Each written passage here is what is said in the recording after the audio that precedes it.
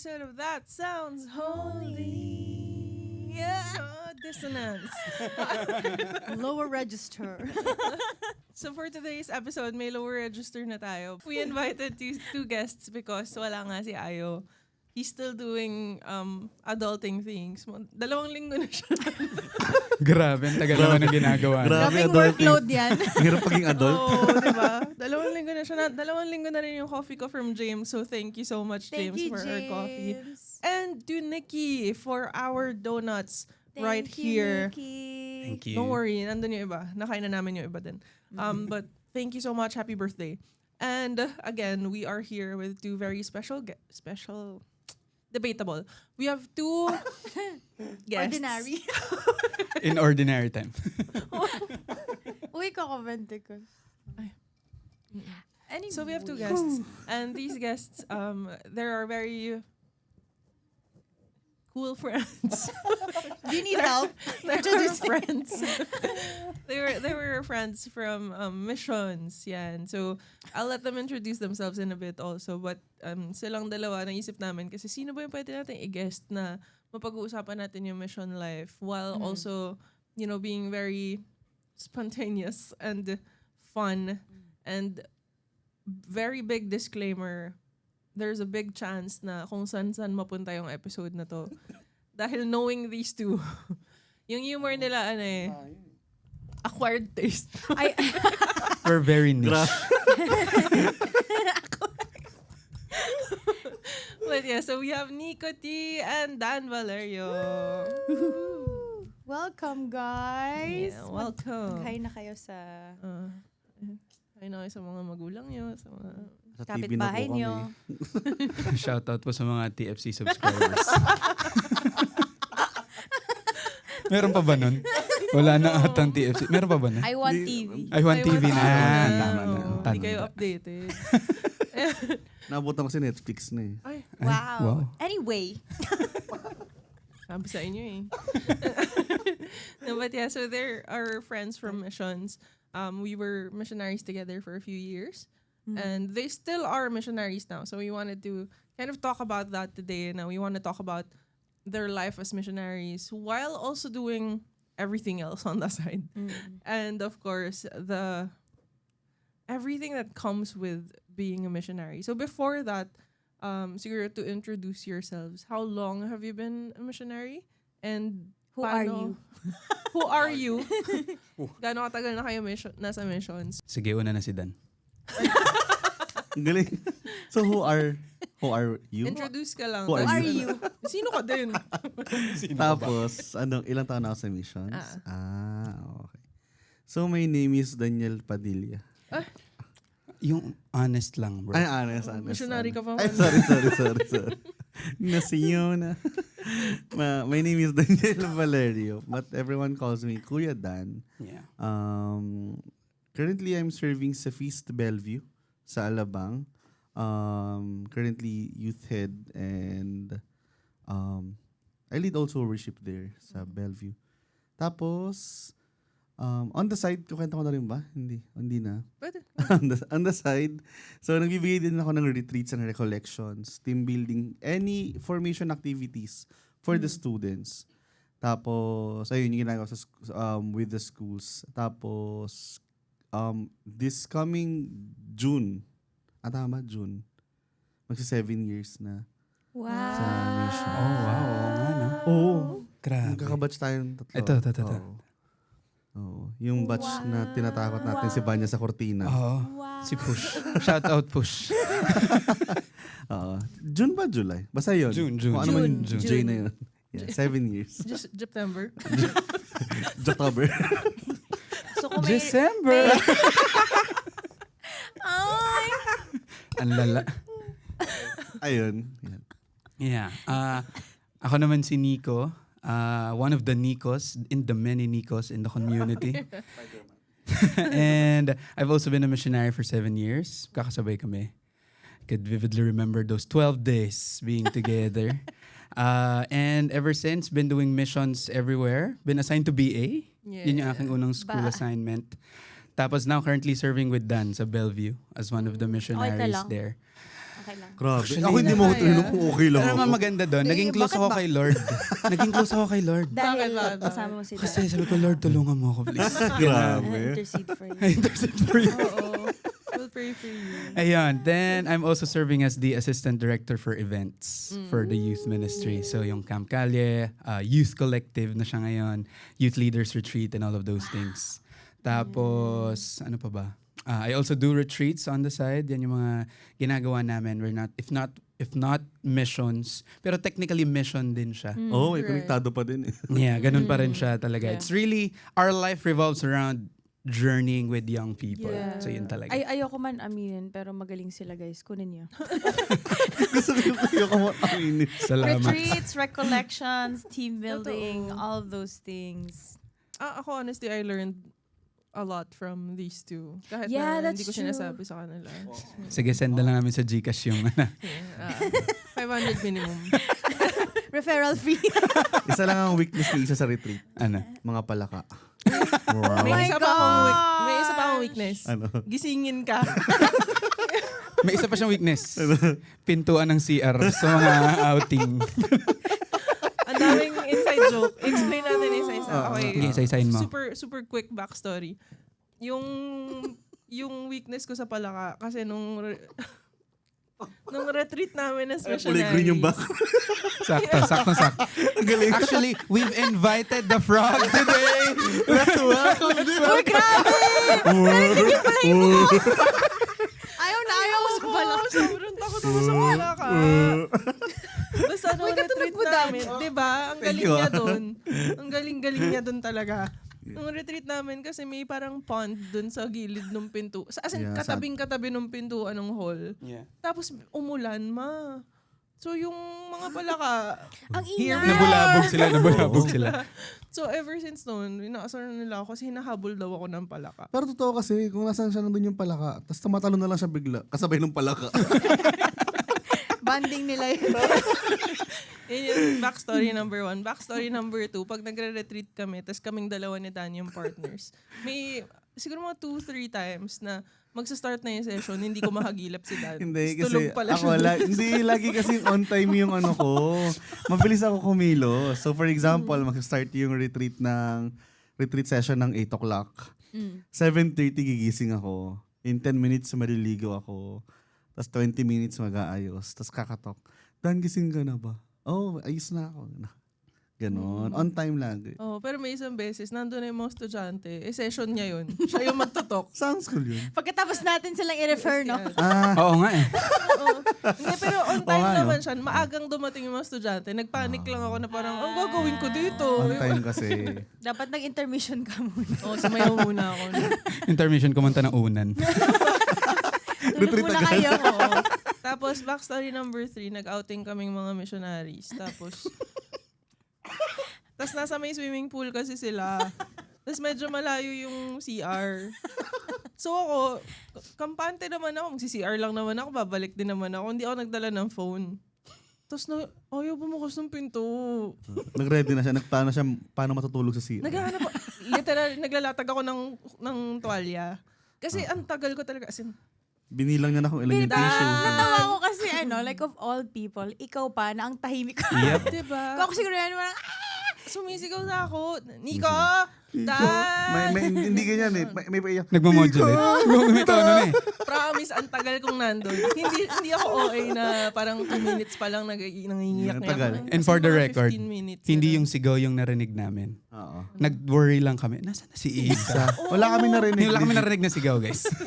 Malayo Nag-worry kami. kasi. Saan si Isa? baka soundproof. Na-soundproof yan. To be fair, na-lock talaga siya kasi kahit tinatanggal na nila yung Doorknob, wala door na. talaga. Wala talaga. So, nag-isip na akong maakit ba ako ng bintana. Ganun. But anyway, so that was Yun yung backstory lang. But yeah, so Salamat. marami na kami napagdaanan as friends Yeah. in the mission life. But siguro, sige, balik tayo dun sa seryoso. Kunwari, what made you join? What made you say yes to becoming missionaries? Ganda ng story niya, Nico. Ayos. Ano ba? Sabi, tubig. May nakaalala. Oy. Yung missions. Ako, Sorry, pilit kong sinasalba pero di talaga kaya. Anyway. Ako, ano ba? Ang press release ko talaga, tinawag ako ni Lord. Hindi, pero on a personal note, it was that moment where I was really not in a good place pagdating sa work. Kasi I am professionally I'm a librarian and I was working in a medical librarian. That was because we were trying to, ang tawag dito, accommodate yung needs ng mga medical students. Pero diba grabe mag-aaral yung mga yan talaga. So we were trying to open the library until 12 midnight. So parang ako, ang duty ko, dahil ako isa sa mga bata, duty ko ay 3 p.m. to 12 midnight. So parang ako, ba't ako mag-work na hanggang midnight? Di ba Hindi ka grabe? natatakot doon. Nakakatakot yun eh. Medyo, di ba? Ang hirap talaga. Tapos pag imagine mo, magta-time out ako doon sa school. Tapos yung bandy clock na, ang tanda bandy clock. Yung biometrics. Nandun sa kabilang dulo ng hall. Bandy clock yung ginagawa. Yung ginaganon ng time in, time out. Hindi ka kasi nagganon eh. Freelancer ka kasi. Oh, alam ko lang James Bondy. And you said, we're gonna be the ones telling the corny jokes here. Totoo pa rin naman yun. Pero kasi ito, every week ganyan na siya. Anyway, Bondy Anyways, clock. so talagang tinatakbo ko yung buong hall. Para lang, kasi nga nakakatakot. It's 12 midnight na. Oh my Tapos gosh. hospital yun, di ba? Kasi medical university ka. So parang ako, Your worst nightmare. Lord, ano na to? And then, a youth leader tapped me. Sabi niya, maybe the Lord is calling you to do mission. So I prayed about it. Tapos, si Lord kasi, the way He talks to me is through my dreams. Napapanaginipan ko siya. I remember that. So there's this one time, I was going to that school, na nanaginip ako. I was going to the school. I was riding the UV Express. Sumakay ako. So biglang sumakay yung dalawang office mate ko. Nakaklase ko din ng college. So biyahe kami. So pagdating namin sa school, pagbaba namin, nakatayo na kami. Doon kami sa entrance ng school. Biglang sabi ng dalawang friends ko, "Uy Nico, ba't di ka naka-uniform?" So parang, oo nga no, ba't hindi ako naka-uniform? So tinanong ko yung kuya na, "Kuya Nico, bakit ganito? Ano nangyari? Ba't ganito yung dream ko?" Tapos biglang sabi niya sa akin, "Alam mo ba, if you said yes to becoming a missionary, diyan kita unang ipapadala sa school na yan." So it was the Lord telling me na hindi magbabago yung location but the call will be different now. So parang ako, oh my gosh. Yun yung parang, okay Lord. So meron parang deeper prayer into it. Pero it was very clear to me na the Lord is calling me to do something else. It started as frustration with work and schedule and everything. I think for most of us, no? Yeah, actually. So it's yun. Tapos biglang, oh boom. So 7 years later, dito pa Galing. din. Yeah. How about you, Dan? Ako, kasi simula high school pa lang, gusto ko na talaga mapunta sa field kung saan tumutulong sa tao. Tumutulong talaga sa tao. I love to listen. So, nung nag-career counseling and everything nung high school, sabi nung guidance counselor namin, try mo mag-psychology, ganyan. So, psych ako, ganyan. So, pagkatapos ng second year college, nag-start na ako magbigay ng retreat. So, at 18 years old, nagbibigay na ako ng retreat kahit mas matatanda sa akin yung participants. Kasi hindi halata eh. Oo. Hindi halata. Advantage kasi mukha akong matanda. Hindi, hindi. Legit talaga. Legit, oo. So, hindi nalalaman nila na, hindi ko na ini-introduce na ito lang edad ko, ganyan. Bibigyan lang ako ng retreat kasi mas mukha akong matanda sa kanila. So, start ako doon. And then, doon nabuo yung, number one, doon ako na-train how to speak. Sa public speaking, classroom management. Tapos, pagkatapos ko ng college, nagturo ako for 3 years. 1 year ako nagturo sa Cavite State University. Dahil ang daming politics doon, umalis ako. Tapos, nagturo ako sa San Beda for 2 years. San Beda, may mga students ako na friends ko na rin sa youth ministry. Siguro yung point ko doon is may mga youth na naging retreatant ko na rin. Tapos lumalapit sila, "Hi Kuya Dang," ganyan. Tapos magsa-side hug. Mag-hug sila, yung usual, our community, ganyan. Tapos lagi ako nasasaway. Lagi ako nare-remind na your teacher, Faculty, ganyan. student. And I understand. Totoo naman na kailangan ko mag-draw ng line. Pero pag lalapit sa kayo yung youth, anong sabihin ko, umalis ka? Students, teachers. Yun, may ganun ako. Tapos, ako, pagka nandun din sila, talagang I love hanging out with them, kwentuhan, ganyan. Right. Tapos minsan because of my work as a teacher, may line. May line talaga. Yeah. I need to obey. I need to respect. Kaya nung natapos na yung school year, yung second na school year na nag-work ako sa BEDA, binigyan ako ng application. So, explain sa akin na yung trabaho. Sabi ko, yun na. Possible mawala yung line. Tapos makapag-focus ako sa retreats pa kasi wala na akong magiging weekday na trabaho. Yeah. So, yun. So, hindi ako nahirapang may mahirap kasi may takot. Oh yeah. Pero, Definitely. yun din. Hindi naman frustrations. It's more on nawala yung limitation. Yeah. Nawala rin yung Yeah. paperwork as teacher sa mga teacher dyan.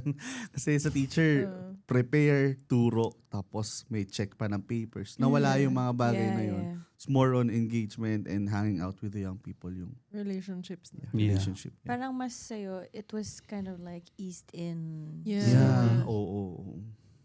Yeah. Pero tama ba? You were both already in the youth ministry prior to being missionaries. Yes, Yes, yes. yes. I've been in the ministry since 2013. 13. 13. Yeah. Ikaw. 11. Oh! Elder natin siya. Elder. Tanda. Elder. Forefather. Church fathers. Ancestors. Pero kasi before ako pumasok sa Feast Youth, sa LOJ Youth, panong time na yun. Noong panahon mo. Oy, grabe. Ay, nagsiserve na ako sa youth ministry sa Ay, ibang church. kailangan ng scoring nito. Kailangan ng scoring. Kailangan na. Wag. Ibang scoring. Score. Yan.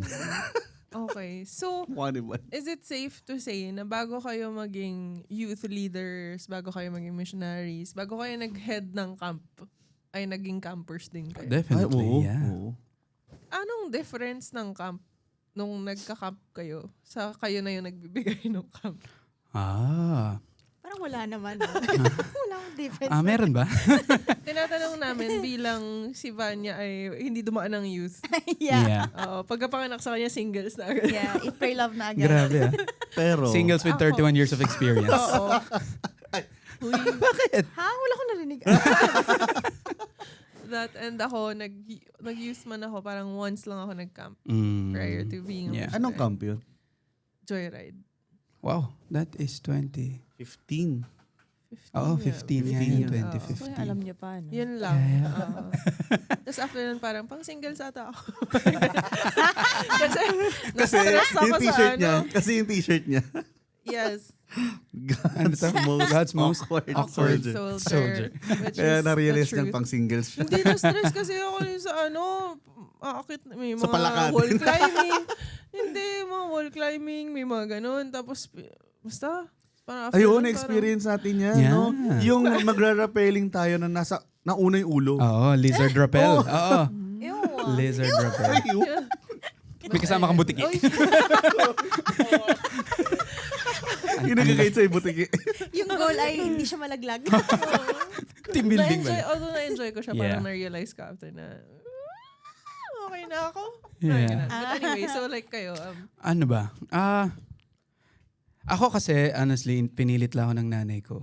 yung una mong Mag-camp. camp. Oo, as in talagang, next week yung camp, may pre-camp daw kayo. Ay, 2 weeks from now yung camp, next week may pre-camp kayo, ito pumunta ka na. Tapos parang ako, ayoko nga, ang awkward mo meron dyan. Wala, bayad na yung camp fee mo. Sayang pag di ka pumunta. Tapos nung panahon na yun, 900 pa lang yung camp fee. Wow. Kasama na yung transpo, kasama na yung t-shirt, kasama na lahat. As in ganun. Tapos parang, okay, sige. Pero ayoko talaga. So awkward for me. So parang, okay, sige, pilit. Kasi nag-start ako sa ministry, hindi sa youth talaga. When I started in the feast, warmth I ministry remember ako. that. Yeah. Alam ko dance mean. Hindi ako dance Ikaw min. yun eh. Ikaw yun. warmth. So yun talaga yung una ko. As in, bumaba, good morning, welcome to the feast. Ako'y nag-aabot I ng could bulletin, never. ako'y nag-aayos ng pila. Yan, ganun. Yun talaga yung trabaho ko doon. Si Isa nga. Sige na, sa Aniv natin. Morning Mag-warmth po. ministry. Bakit Hanap hindi, na di lang ba? kayo dyan. Kaya mo na yan. Yun. So, nandun ako nag-start. So, my friends, may mga younger people din na nag-warm. So, yun yung group of friends ko. Hindi Right. talaga yung youth ministry. Tapos, dahil nga nagkaroon ng camp nga daw, so parang sabi ni mama, sige, punta ka na, ganyan. Tapos pagdating doon, parang ako, okay, sige na bang meron dito? So, pre-camp, may program, ina-explain, ganyan. So, nung panahon na yun, magmi-meet kayo ng groupmates mo, tapos mag-uusap kayo kung ano yung hatian ng dadalhin yung pagkain. Yes, I remember. Kung magdadala ka ng hotdog, magdadala ka ng ganito, anong kawali, kutsara, ikaw, gasa. Ganon yung dadalhin talaga, as in mag-uusapan namin. Tapos, okay, all set. Parang ako, okay, mukhang masaya naman sila, mukhang mabait. I'll give it a chance. Okay. Tapos, that was on a Sunday. Camp noon din is 4 days. Ngayon kasi 3 days na lang. Camp noon is 4 days. So, Thursday, Friday, Saturday, Sunday. Wednesday, nag-chat yung Fasi ko. With all of these na parang ayoko pumunta, tutuloy ba ako dito, whatever. Pero sige na nga, tuloy na natin. So, biglang sabi ng Fasi ko, "Hi, Nico. Hope you're doing well. Excited to see you at camp tomorrow. But there's some news. Nalipat ka ng team. Kasi kailangan mag-regroup na nga." Tapos parang ako, An introvert's worst nightmare. kahit nga extrovert ako, it was a nightmare for me. Parang ako, I was just giving it a chance. Lord, is this a sign? Hindi na ba ako tutuloy? Tapos parang gano'n. Tapos ang napa-oo lang sa akin, sabi nung bago kong Fasi sa akin, naset na lahat ng dadalin eh. So wala ka nang dadalin. Uy, Ay. okay yun na, tipid. Sige, sama ako. So yung group ko dati, wala silang kawali. Kasi hindi nga pumunta, di ba? Wala akong dala. Kasi ito yung kawali. Yun. So, tumuloy ako, gave it a chance, enjoy activities and everything. Yung what na talagang na-awkward ako was mingling with people. Yeah. Ayoko talaga eh. Pero, that is where I found community also. Right. Buti na lang, di ako pinabayaan ni Lord na kahit itulak niya ako at pilitin niya ako. Ginamit niya yung nanay ko sa pagpilit. Thank you, Ma. Parang common Si theme Nico. to, no? Yeah. Sa mga Nico. Ah, ganun din ba siya? Yun yung panento niya ganun dito din si last Nico. time na Nako. nag-camp siya dahil pinilit siya ng Yep. nanay niya. Thank you, Moms. Let's go, Nico mothers. Moms. Oo. Yan. So, yun. Ganun sila ginamit ni Lord. Right. And everything is history since then. How was your camp experience? Yung unang-una, Hindi, yung kanina lang. pwede naman yung kanina lang. Na-joke lang. Ilang kanina? Ay, hindi. Oh my gosh! Sana okay ka lang, ma'am. Okay. God I think bless. you need more coffee. Yeah. Unang camp, halos same yung napilitan. Oo. Kasi nung time na yon sa ibang church pa ako nagsiserve. Okay. Tapos may pride pa nun na, hindi kasi Catholic church yun. Name drop. Hindi Catholic church Pwede kang yun. kumain ng donut. Tapos, dahil lagi namin binabati ko si Mama Mary, ganyan, ayoko sa mama dyan, ganyan, yeah. ganyan. But So then, it was a Protestant church. yeah, Mm. months before, may nangyari with my spiritual life na pinili kong umalis dun sa church. Tapos, sige, sama ako. Parang, napasama ako kasi number 1, napilitan ako. Number 2, feeling ko na parang ligaw na ako. Mm. Ligaw na ako, hindi, parang alam ko na dyan si Lord, pero wala. So, sama ako, ganyan. Tapos, nung time na yun, that was 60 to 70 kilograms ago. ang t-shirt size ko na extra small. Wow! Promise! Hindi ako nang bibiro. Hanapin natin yung Is picture. this, Wag Hanapin is this natin. your volleyball Sige. era? Ha? Is this your volleyball era? Oo, high school. Yeah. Papuntang college. So, naglalaro pa ako noon. So, Just small. and then, nung camp kasi, talagang camp na, yung, bilang yung minutes ng ligo mo. Minutes, Oo. guys. Oo. Minutes. Tas parang, kailangan na hindi dove yung dala mo. Tide? Hindi kasi, for context, ang hirap kasing banlawan ng Dove, di ba? Sobrang dulas niya. Di ba? So safeguard. Sabon pa lang, ubos na yung oras mo. Oo, So kailangan. yung dapat 100 lang ng tubig, wala na, wash off dapat na siya ganun. kagad. Joy. Pag Mabilis lang yun. Bro, parang bumubula ka pa, bro. ginawa mo plato yung buhok mo. So yung miniature ko noon, may safeguard ganyan. Yung camp doon talagang ganun. May oras yung ligo, tapos kayo magluluto nga ng mga pagkain mo, tapos yung kanin nyo noon, 3 layers. Oo. Ano yung 3 layers? Overcooked, rightly cooked, undercooked. Depende kung ano oras ka kakain. Oh my gosh! Tapos sa ang last day nun, anong tira-tira? Adobong hotdog. Yeah. Bakit There- feeling ko talaga hindi ka Hindi ka magsusurvive doon. Kasi ka meron pa nun parang campo de cocina yung Campo de tawag, di ba? Cocina. Tapos magluluto ka, parang Oo. come up with the Stress most talaga. creative dish No, that you ako could do. magluluto sa lahat, ganon. May- Hindi pwede. Hindi pwede. Ah. Tapos meron din isa, gumawa sila milk tea Oh. in camp. Tapos ang ginamit nila, Bear Brand, nilagyan nila ng Nestea na lemon iced tea. Yeah. Tapos yun yung pinainom nila sa mga judges. Yeah. Wow. Kaya kung judge ka doon, kailangan matibay yung ano. Sigura. Sanay ka sa bacteria. Sobrang lala talaga. Meron doon yung ano, yung pancit canton na walang powder. Ang nilagyan nilang powder, Milo. Oo. I get it though, sweet and salty. I don't. Anyway. Try to justify. Dahil sobrang hili ko nga sa adventures nung mas bata ako. Ngayon, iniingatan ko na yung tuhod ko eh. Sobrang saya ko nung mga ganong moments. May basketball time pa, etc. Yeah. Pero tumatak sa akin nun, kaya din siguro napamahal ako sa community. Sobrang love na love ko yung feast is yung pray over. Pray over ako ng facilitators. Shout out sa mga facilitators ko nun. Si Kuya Ginald and si Ate Let. So, mga parents na si Kuya Jean ngayon. So, pray over nila ako. Tapos, sa simpleng act na yun, ramdam ko talaga yung pagmamahal ni Lord. Yeah. Siguro hindi ko siya ma-explain, pero dahil ligaw ako nung season na yun, parang sinabi nila sa akin through prayer and through embrace na, welcome ka dito. Yeah. Kahit kine-question ko pa yung misa nun, kine-question ko pa yung Yeah. confession. Oh, ba't really? Yeah, oo. Unang years ko sa feast, hindi ako ma-attend ng mass.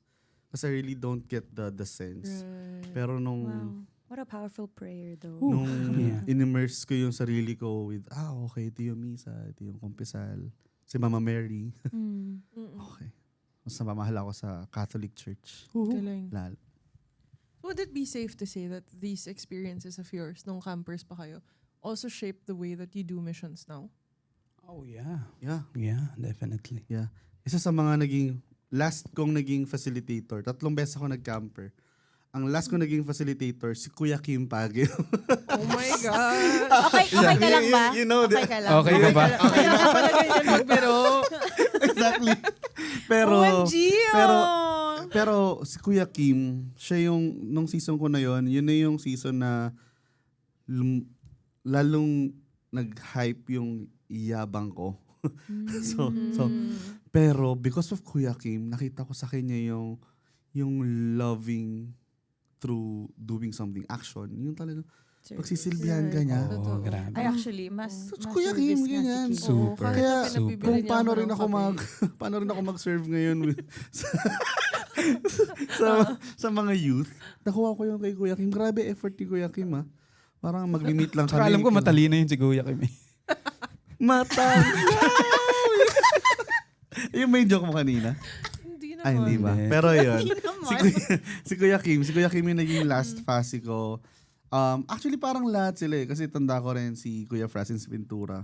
Laging ang natanim nila sa puso ko is yung mag-serve ka ng extra. Hindi lang yung Above What's and beyond. expected. Ganun. Okay. Yeah. Oo. Yun. Yeah. Wow. Alam mo, na-realize ako. Kasi si Dan, 3 beses siya nag-camp. And in that time, he needed a kuya. He needed someone to Yeah. guide. Ang galing din Yeah, Lord. Kasi guide. sa akin naman, in my sense, isang beses lang ako nag-camp. Tapos pinag-serve na ako the following year. Pero nung Tanda ka na nag-camp, kasi nun yun. actually, tanda na ako pumasok sa ministry. Totoo naman din. Ikaw nga kasi, di ba yung 4-5? Totoo naman din. Ang tawag dito, ang Fasi ko, shoutout sa'yo, Nigel Haliera. Wow! Siya yung aking Fasi. And at that time, feeling ko okay naman ako. Feeling ko ganito na ako. So hindi kuya yung binigay ni Lord sa akin. And this is coming from a story na bigla akong nalipat to a different team. Yeah. And ang kailangan ko pala at that time is a companion, a friend, a barkada. So kaya pala, doon din nag-make sense sa akin. Okay. Kaya, so there's this one time, di ba, mag-uusap kayo ng Fasi mo para alam niya ipag-pray over niya sa'yo. Yeah. Sorry dun sa mga ibang teammates ko. Hindi na nakausap ni Nigel yung iba. Talaga? Kasi mga 3 oras kami nagkukwentuhan. As in, nasa Oh my bonfire na yung mga tao. So, nagkukwentuhan lang kaming dalawa. As in, ganun Was siya. it love at first sight? With no sight at all. Ay, nako. Pero, As friends, I mean, Yeah. you know. iba-iba yung na-build na Connection, friendship. oh. And, hindi ko alam na yun yung hinahanap ko. Kasi prior to LOJ, we didn't have a community. Simba kami ng 10, para tapos na siya ng 11, babiyahe kami putang SM para mag-lunch ng family ko. So, uwi na kami. As in, yun lang kami talaga. No Grabing community life. bonding yan. Oh, tapos yun, saka ako. Tapos parang, nung kwento niya, ang galing din ni Lord, no? So ngayon, it's really me being a companion to the young Galing. people. That is, that makes so much sense because the way you also present yourself in youth ministry and parang you're not so much like, give me your, like, Right. this is my authority, blah, blah, blah, blah. You're more just like, I'm just here to, Yeah, very approachable. yes. That makes so much Oo. sense. Yeah. Hindi, napansin ko rin kay Dan na ano siya, parang tropa-tropa ng mga youth. Mm. Alam mo yun, pag joke time, pero kaya Oo. ding makipag, Mhm. like umupo and just talk Oo. about life together. Yeah. Siguro, to kind of get deeper into Mhm. like your stories then. Hey everybody, we're gonna have to cut this episode short because we had too much fun just talking about mission life and our experiences together as missionaries. So we hope to see you guys on part 2 of this long episode about mission and trusting God in the process. And we'll see you on the next episode. Bye guys.